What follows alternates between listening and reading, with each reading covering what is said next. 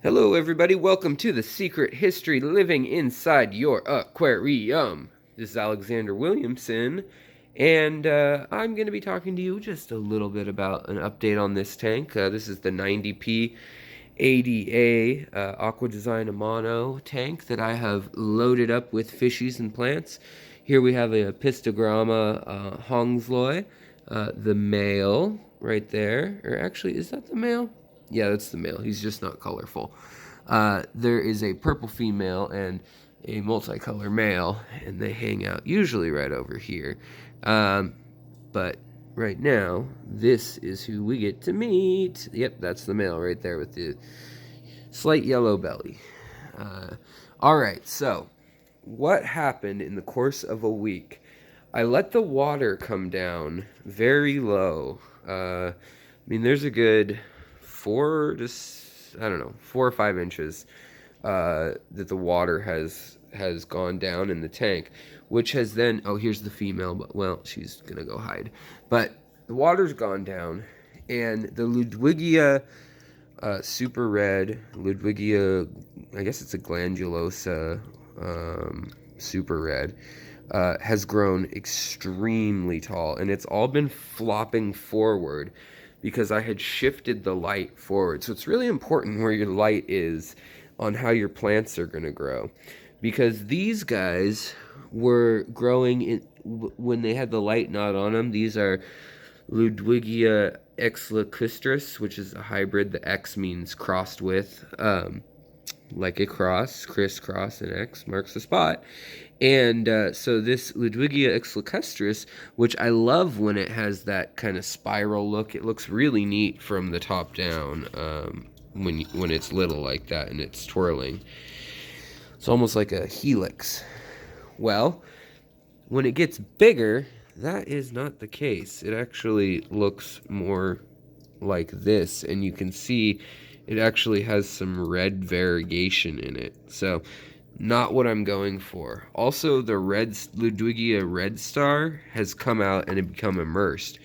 This is a hardy enough plant that it actually pops right out. And this is an awesome plant. You can see this is not the aquatic form anymore up here. It almost looks like a rose or something, doesn't it, you guys? So that's just, take note. That's an awesome plant. And here is, if you would, at quick glance, you would think these are the same. But they're not. This is the Ludwigia Red Star. And then this is the Ludwigia, it's a rounded one, ovalis variegated. And it's got, unlike this one, which is also variegated kind of slightly, this one definitely has very pronounced red, and they've risen up from the leaf variegation. So kind of cool there. Also, the Vietnamese, this stuff has grown like crazy. This is Vietnamese here, Rotala Vietnam purple. And so it starts to get purple as it reaches the top, but it kind of gets a little battered looking as it gets older, as it gets taller. The other thing is that as it gets closer to the surface, it grows much denser. And so you get these nice, tight, dense foliage, which I like. So that's why it's sometimes cool to have a really shallow tank.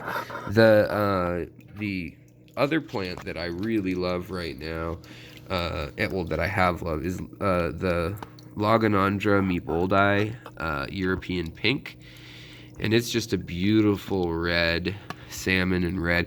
And then this side, it's hard to really show off how much it glimmers, but it's a bronze with a pink shimmer to it, and then it looks lime green in some lights. It's like a bronzy pink to a lime and forest green.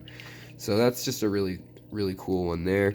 And then we've got Hygrophila right here that's turning a nice color. This is Hygrophila Ramosior Sunset. This grows in my area, but it is illegal to buy and sell, but you can have it. So I acquired that at a local lake, believe it or not. But it looks really beautiful. It'll get as pink as this here in its variegation if it's exposed to the light at the top. But again, it grows very quickly.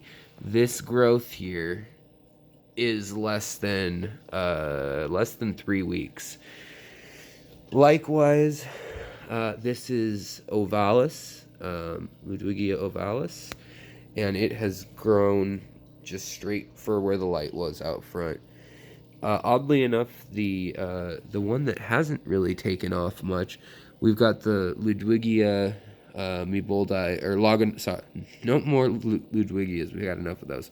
Loganandra Miboldi, and this is the normal red form, and it melted really far back till there were just 2 leaves left when I first planted it, and now it's back.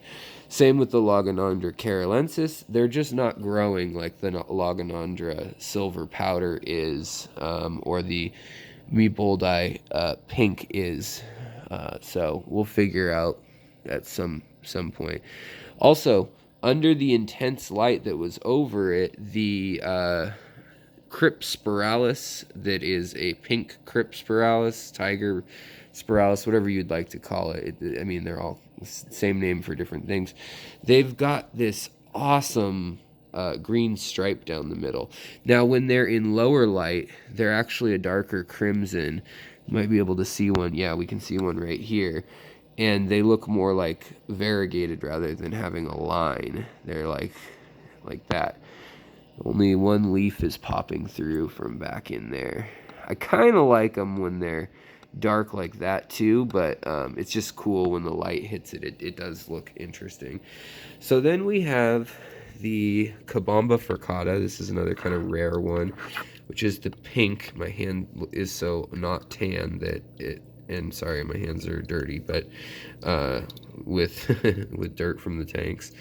But the Kabamba furcata is just beautiful. It's iridescent purple, white, and then it goes to red and orange and blood red when it's really fired up with light and the right nutrients. Right now it has too much nitrogen, and it needs more iron and less nitrogen to really get its full color range. But we've got that one going. Here's that Vietnam, the Rotala Vietnam, growing without the intense light. It's kind of hidden under this other stuff. So that's that. So and then this down here is the form of the Hygrophila. See how it has white variegation? This fish just wants to hang out right in our way. It has a white variegation instead of the beautiful pink that we get. And let's see, what else do we have that's going on interesting here? We've got Limnophilia aromatica, beautiful purple plant. Everything, my hand looks so purple under this light.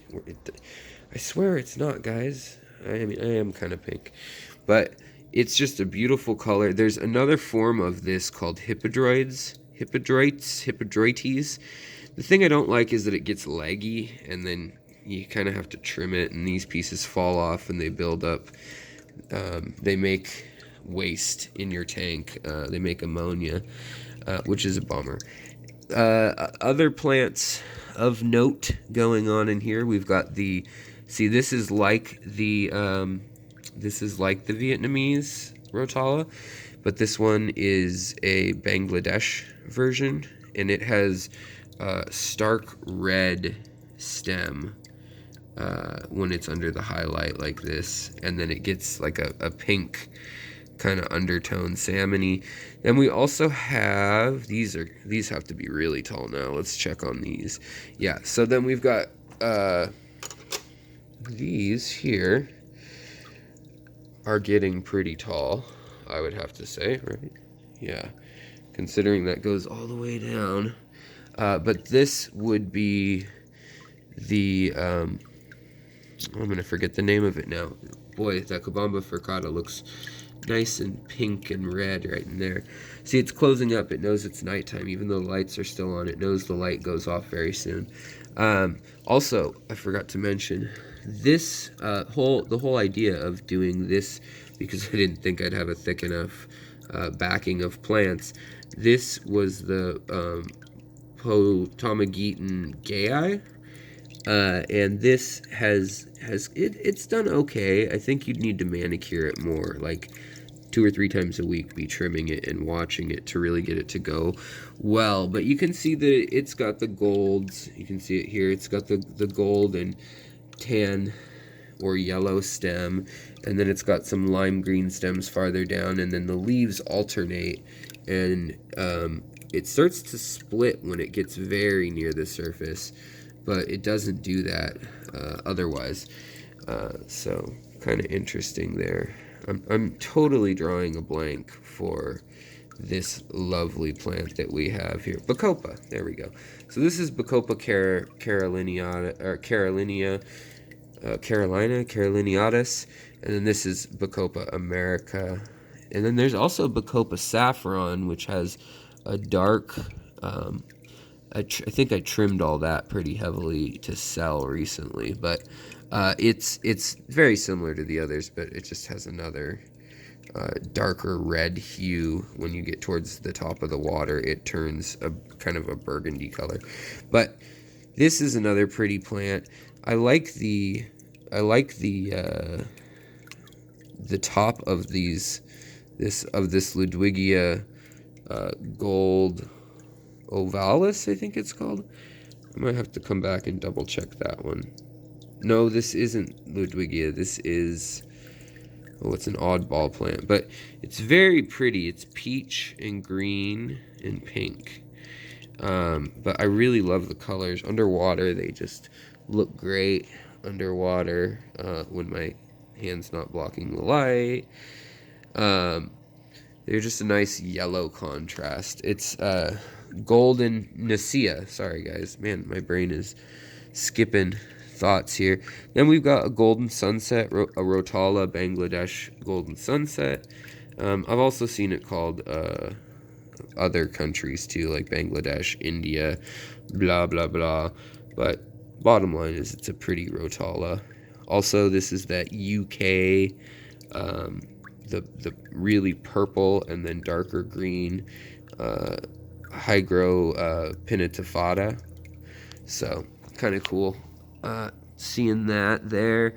Myriaphilium, which is basically just a little feathery plant. Angelfish are hiding down low right now. Nobody wants to deal with me. And then we've got the AR, the Alternanthera renickii, and then the AR variegated, which to me, if you can get variegated, get variegated. Look at this. Look how freaking bright pink that is. It's like otherworldly. It's a very cool plant. And I got 2 cuttings of that. It's growing very slow. I'm thinking if I get some better light on it, it might grow quicker. And then we have, of course, the pink flamingo and the pink panther that we're doing the experiment. The pink flamingos are a lighter color, and they are smaller, so that is a slight difference. Pink flamingo is slightly smaller than the pink panther. Also, we've got a red or an orange tiger lily, which is a little different than the red ones. Another interesting little piece of botany going on here is this is mini red butterfly Rotala. And same with back in here. It gets orange. It can actually turn blood red with the right nutrients and things. But, you know, I got fish in here, and I want the fish to breed more than that. More than I want the plants to do my bidding. And then this is, I'm going to say it wrong, but Signanthius bellum. It looks like a Dr. Seuss plant. And it's just grown like crazy, but it does get kind of ratty and leggy at the bottom. Which is a bummer. So I need to kind of clear all of this out, scoot all this back, open this up again so that Crypspiralis red can grow with its green lines. I don't know. I kind of like it without the green lines. Maybe I'll keep a cutting in the dark. And then, let's see. Are there any other things I could tell you? Other than that, I think I've had specific episodes on most of the other plants that are of interest in here. There is a There's Crypt undulata. There's Crypt Hudori, which is kind of a cool one. It's got bronze sides, and then it's got kind of a crazy, like mottled pattern on the underside, but I don't think we can see it very well. And then the other expensive and rare, I suppose, plant right here is, man, it sure doesn't look good in this lighting. It looks so washed out. What it really looks like to me is this. But that is the Perseides Sao Paulo Persicaria or Perseides. I can't remember now. I'm getting it confused with the Gay. Anyways, doesn't matter. So you guys can figure out which one that was, but you can see this is kind of cool. Is the difference in color on just a normal Ludwigia from the wild that's not a Repens. You know, you've got that white color. Same with the Kabamba, or very minty green, I should say. Other than that, we've got Anubias hanging out and some Boos hanging out in the corners and hiding around here. We've got normal Hygropinnatafata, Melon Sword. Here you can really see some of that beautiful pink Logonodrome boldi. This plant's still going for $120 for the real European cultivar clones or cuttings, whereas you can get clones of it in vitro for far less. Also, there's also this Cypress Hellfry, Hellfairy is what I always think it looks like, spelling wise, but it's just a really tall, leggy plant. And then Rotala Wallachia, another very fine Rotala, gets pink, and there is a cluster right in here, and that's another really nice plant that I need to open up some light for. These I'll replant downstairs. I really love these, and the larger style of those. But I just thought I'd give you guys a little update on what's going down in 90p Town. And we also need to name these angelfish. So if you guys have any ideas for that, drop me a line. There's a nice look at the Boos. The Boos is loose. There's also some moss and other things. This is that whirl, they call it, Rotala whirl, I think. Ludwigia whirl? Rotala whirl? I don't know. Some sort of whirl. But it spirals kind of cool. When it has a lot of light, it doesn't do it as well, which is odd to me. But the leaves get really warped when it's less direct light. Plants are very interesting, how many different shapes they can take. Last thing before I get off here, if you guys have stuck with me this long, thank you so much. And you can support what I do, especially while I'm stuck here on quarantine, waiting for the flu to pass over. I'm sure you guys are waiting for it either to hit or end, or I don't know, wherever you are. I just hope you guys are washing your hands and enjoying your aquarium, so forth. You can see the Naja grass has gone nuts. That's guppy grass. These two, they laid eggs again. She ate them when they started to rot. I've still got my little Anubias nursery up there and Boost nursery. And then also I've got a beautiful Godzilla red Boost that's gotten pretty good size there. And then this Franz Stoffel Prinz sword is just crazy. It comes up out of the tank 3 feet tall. Interestingly enough, the Cories have started to actually play up here, really, really high up in the tank. I've never had them play that high. And this is a mini, it's a frayed version of Bulbitis. It has kind of like, it looks like parsley rather than that the curlier fern looking Bulbitis. We do have a little bit of black algae. Probably put some of my flying foxes from the other tank in there, and then that won't be a problem. We also still have the Madagascar lace plant over here. This is the Hygropinnatafata without CO2 or anything in there. And then same here, this is that gold Nicaea that I was saying that I got mixed up for a sec. And then this is the AR, the Alternanthera renickii, when it doesn't have any CO2 or anything. The bottom of the leaves are still very pink, but the top's not as pink. Also, the Rotala over here, rotundifolia, that's not in the other tank, but just nice round green little leaves. We have red metallic corkscrew val, which gets stuck in the filter when it breaks off, and as it dies, it looks like wood grain in gold and red, and gets in the filter. If you guys want any of these plants, a lot of them are at aquaticarts.com as well as hanaquatics.com, and in the link below there's a discount, plus I'll be giving away $100 in gift certificates to someone in the comments of my last few and next few videos. So I'm gonna play Secret Santa, I suppose. Last plants to take a look at.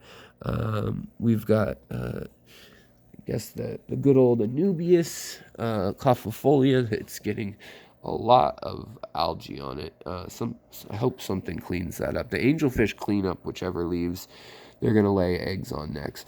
So I knew this leaf is next. This is where they're gonna lay next, because that leaf was the last one and it's all gnarly now. Over here we have the red star Ludwigia, not so red in a low-tech tank, so good to know. Same with the Signanthus bellum. It is it's more leggy and sparse when it is in this kind of a tank. The interesting one that I was gonna show you, other than, you know, we've got normal Java ferns and things like that that are low light, but the corkscrew val has literally taken over all the way back here, just with not even an inch of stone to, and I dropped the tool a minute ago when I was working in here, not even an inch of stone and gravel to grow out of, but it's growing there. But the Potamogeton gayi, oh, here we go, actually looks better in low tech. It actually grows much denser. It has more pink and bronze to it. And yeah, I didn't count on that when I put it in the new 90p that was over there, which it looks fine, but here it has a lot of subtle little gold lines in the leaves and kind of these flecks of silver over that going the exact opposite way. But the other thing is, this manzanita wood is just really well impregnated. Even this stone up here, really well impregnated with Anubias and Bucephalandra, and little teeny boost plants here that actually started just from roots, just from the rhizome structure. So that's what's going on in this tank, and all that. This area back here is basically just where I have a bunch of plants floating and growing, but it's a place for the smaller fish and the fry to get away from the angelfish, while the angelfish can play wherever they want, basically. All right, say goodnight, Sergio. Good night, Sergio. Okay, if you made it this long, I thank you kindly. You get to see some baby cribensis. I'm the only one in the world with this strain, which is Lacungia Upper Falls and Pulcher hybridized together into a dwarf strain still with the orange flash kind of tail, almost like an Episto, even though it's an African cichlid. And where are the babies? They were just chilling a minute ago. But this plant setup has worked out really well for the quarries. They can go all through here and hang out. Extra snails kind of come through here and clean up junk, and then the cribs really like to snack on snails, if you didn't know that. If you don't know, now you know, fish friends. I don't know where all her babies went. I'm sure they're hanging out right near her somewhere. They're probably right in front of my eyes. You guys might even be seeing them.